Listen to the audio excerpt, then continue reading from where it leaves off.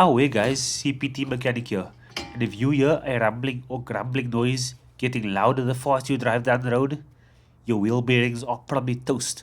So in this video, I'm going to show you how to test, remove and replace your old rear wheel bearing with a fresh new wheel bearing that will be sure to get your car driving smoothly and silently down the road once more. Let's get cracking. So, a common symptom includes a constant humming, roaring, or growling, grinding noise that gets louder as your car speeds up, which was prominent on this car. Only when the car was loaded, but it was prominent. A second, less common symptom is a shaking or vibrating feeling in the steering wheel or through the floorboards at higher speed. This can happen as well.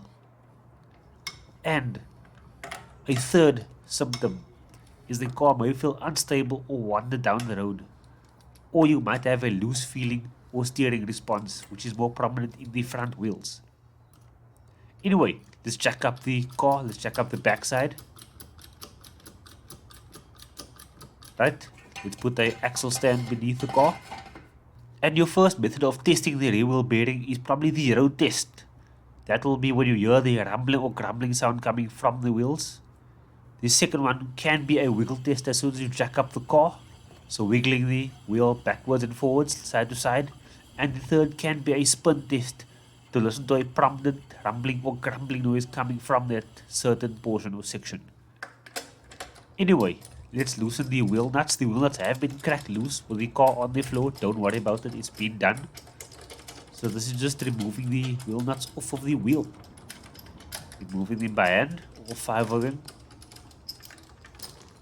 And there we go. Let's pop off the wheel, rolling it off to the side. And let's go on to the backside of the caliper.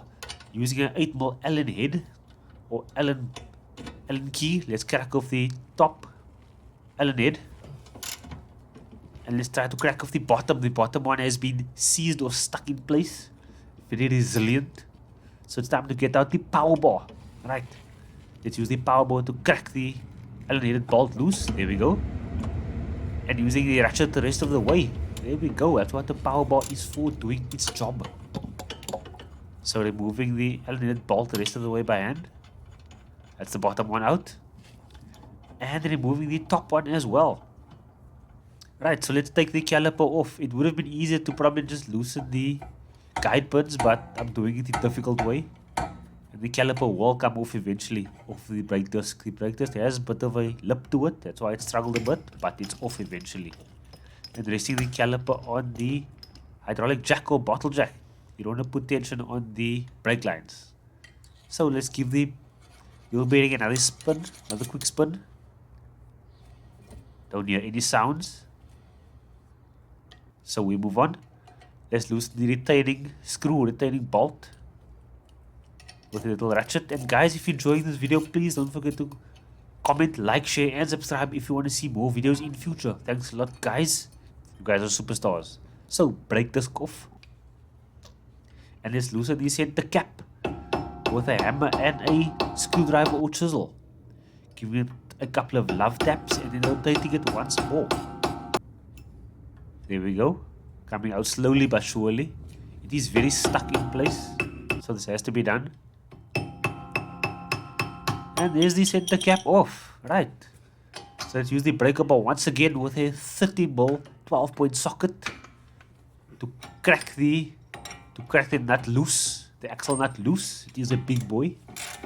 And using the ratchet out, running it out the rest of the way.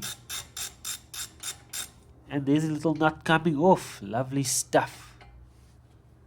So it's time to take off the wheel bearing. So luckily someone has put some copper grease in the center to make it easy for me to remove. Thank you to the technician whoever did this. Let's give the wheel bearing a test. Don't hear any sound. And guys, I'm just testing the wheel bearing here. I'm sure you guys are skilled in this department somewhere else, but this is just testing the wheel bearing. Nothing more, nothing less. So let's move on from that one. So while we're here, let's give the axle shaft a bit of a clean. Hitting it with some brake cleaner and a rag. Cleaning off any brake dust or residue that might be stuck on. There we go. And might as well clean the backing plate while we are here. Deal with some more brake cleaner and the rag. As clean as it possibly can be. Right, so this is the new and old wheel bearing side by side. You can see the new wheel bearing costs about 800 to 900 bucks off the market. And it will fit a Polo 9N as well. So it's always good practice to grease the shaft before you put on the new wheel bearing. I did forget, my mistake, but it shouldn't cause too much damage. I'm sure I'll get blasted in the comments, but we move on from that one. So, running the new nut in, and let's get out the torque wrench. So, it says the nut should be torqued to 175 Newton meters. And always use a new axle nut, which I have, which was included in the kit. Anyway, let's pop on the brake disc again.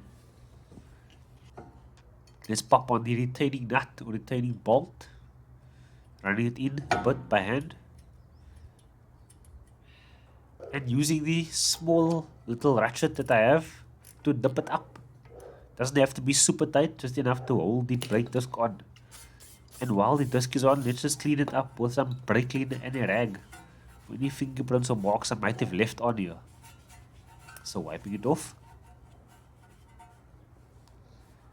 There we go, as clean as it can be. So giving it a bit of a spin. Don't hear anything. And with the caliper on, reassembled, bolts are in. Let's give the disc a turn. So there is a bit of a noise, but that's just the brake pads with a bit of grip, with a bit of friction on the disc. There's the shock that will be replaced, and let's give the wheel another test once again. So no wheel bearing noise. The real test will be when there are passengers in the car. And that's job done, guys. Thanks a lot for watching. Good luck and hope to catch you in the next video. Cheers.